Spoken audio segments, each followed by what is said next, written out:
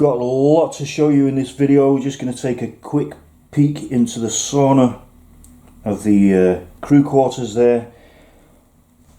But it's chaos here at the headquarters of Mr. Trek. There's the bridge. I'm going to give you a good tour of that in a moment. Coming down onto, this is essentially the centre of Deck 7, which at the moment is looking a little bit like Matt Decker's ship from the episode The Doomsday Machine. But I'm going to clear all that up and then give you a good tour, and then we're going to go outside and I'm going to show you the entire length of Deck 6 and Deck 7, the Superstructure. And I'm actually building it and I'm blown away by it, so just wait until you see this. Okay, let's just clear this situation up. There you go, the magic of editing, all cleared up now, and looking a little bit more like Kirk's ship. So there's the centre of Deck 6 and Deck 7. I just placed this briefing room table here with the Berkshire and Jim Kirk himself, just for reference, for size reference. And down onto Deck 7 there. This isn't actually the design, I just put support structures in here to separate the decks, but that's for later. Anyway, we're going to go outside in a moment and place these superstructures that you can see against the wall on this central area of Deck 6 and Deck 7, so that you can see the full length of those megastructures attached to this central core of the saucer section. So that's going to be awesome. The bridge model is up on the table and the maintenance corridor is absolutely loaded out with the megastructures of the outer hull, which I'm gonna put those in place in a moment.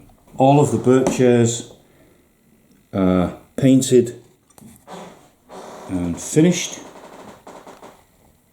there, and last night I was working on the view screen.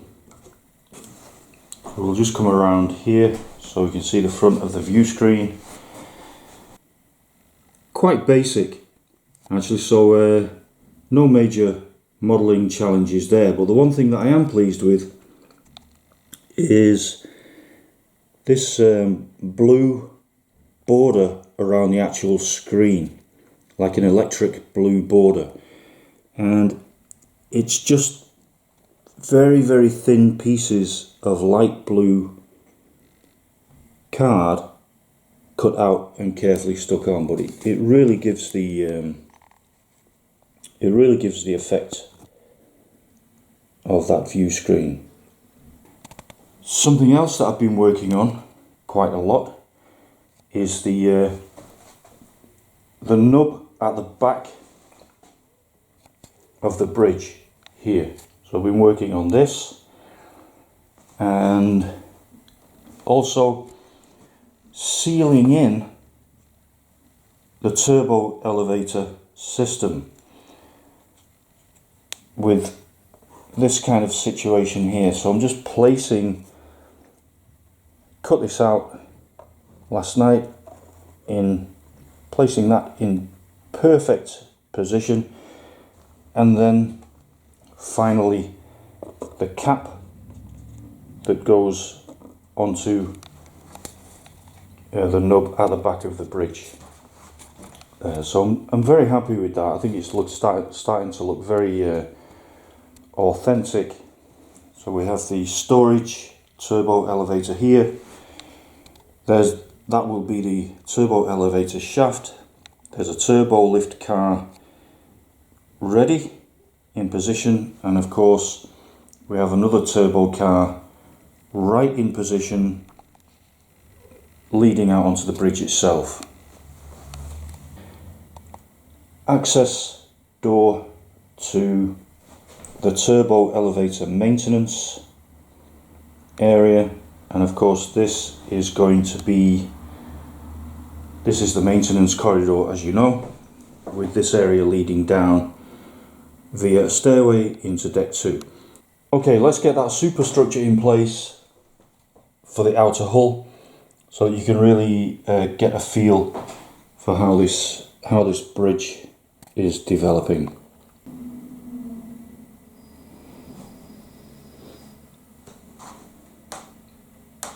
Megastructures in place. Just take a walk around. There are 11 of these at the moment, so I'm going to make a few more of them. And you can clearly see now the curving structure of the bridge dome. And this part of the maintenance corridor is going to be quite wide, so there will be 2 bathroom facilities in this maintenance corridor. But then as we come to the turbo lift access, the maintenance corridor becomes very narrow, just more like a squeezeway really. So the outer hull will actually be curving in, following the lines of these megastructures. There's the nub again that we just had a look at, coming around again to rest in the turbo elevator monitoring station, which I think in the final model this is going to be one of the bathroom areas, because one of the followers pointed out that probably for such a station as that could be done actually from the bridge.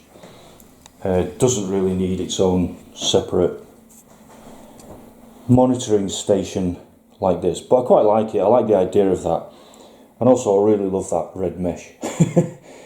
So just yeah, just had to do that. Let's have a look at that from above, so you can see the way that superstructure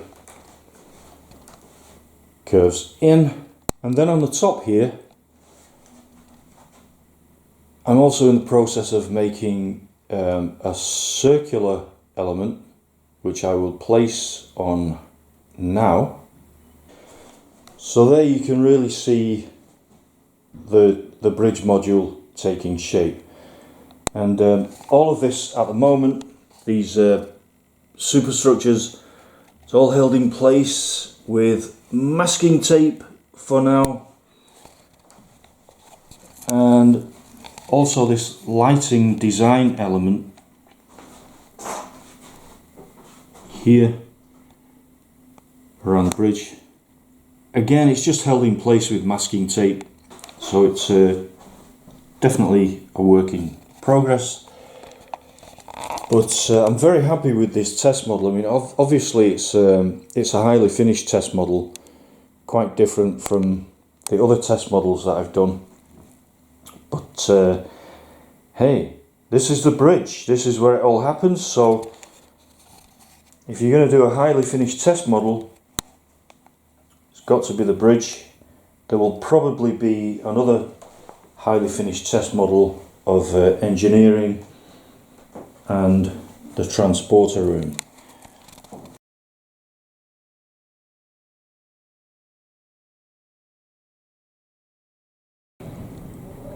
Okay, so we're outside now, and just to give you a real feel for the perspective on this, I'm going to start right here again with the briefing room table, chair, and Captain Kirk.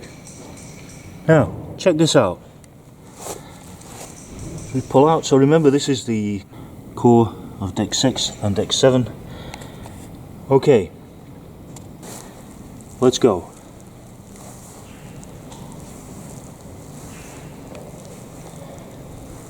So you can see either side of the centre of the saucer, the megastructure spreading out to the left and the right, And yeah, so that is the megastructure of deck 7 and deck 6. You can almost not see the briefing room table now. And either side you can see the curvature of the underside of the saucer on both sides, and then eventually we see the entire length of the superstructure of deck 6 and deck 7. So that is almost exactly deck 7. The length of deck 7 is 17.5 feet, 533 centimeters. So imagine that in diameter. This is going to be a huge model, folks, and I think what we need to do is we need to see a full-size person in relation to that model. Hope you can still hear me, because they're doing building work as usual around here, so we've got all kinds of like hammer drills and whatever. Anyway, so here I am holding the center of the saucer section, and you can just see the size of the model now in relation to a full-size person.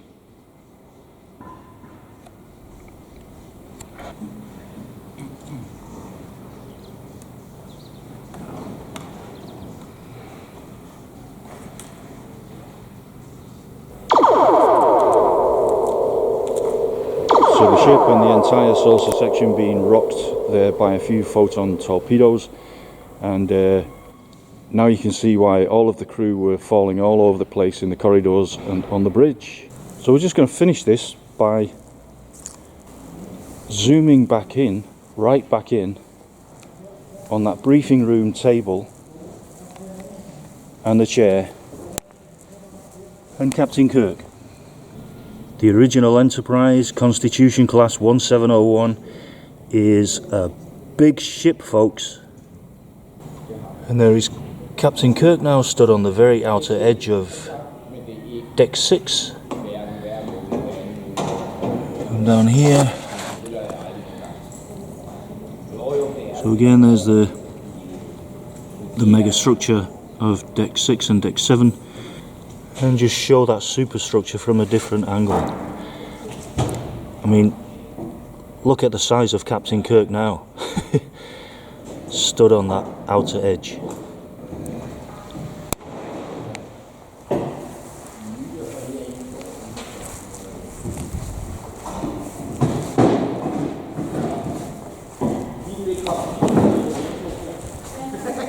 Here we are. Side.